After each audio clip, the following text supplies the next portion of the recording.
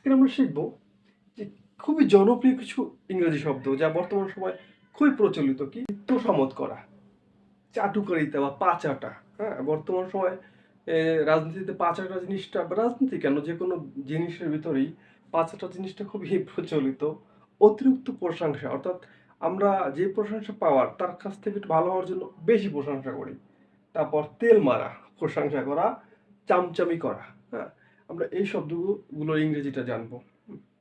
তো প্রথমে আমরা আসি তোষামোদ করা। তোষামোদ ইংরেজি ফ্ল্যাটারি।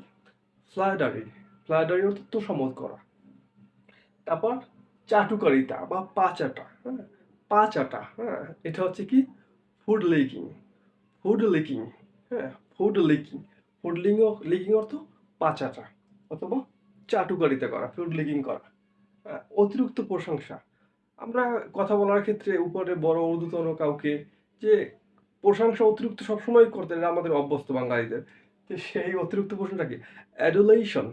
অ্যাডুলেশন অর্থাৎ অতিরিক্ত প্রশংসা করা। তারপর তেল মারা প্রশংসা। অর্থাৎ প্রশংসা করতে করতে তেল মেরে ফেলি একেবারে, মানে পুরো তেলের দাম বাড়িয়ে ফেলি।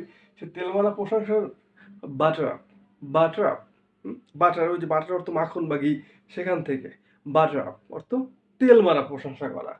চামচামি করা। হ্যাঁ, আমরা চামচামি তো বাঙালিদের ভিতরে একটা ন্যাচারাল স্বভাব চামচামি করা। চামচামি করা ইংরেজিটা কি সিনোফেন্সি। সিনোফেন্সি অর্থ চামচামি করা। ঠিক আছে, তাহলে এ হচ্ছে গিয়া খুবই বর্তমান সময়ের জনপ্রিয় কিছু ইংরেজি শব্দ। মুখস্থ করে রাখবা, বন্ধুদের ক্ষেত্রে বা বিভিন্ন কথা বলার সময় এই শব্দগুলো ব্যবহার করবা। ঠিক আছে, ওকে।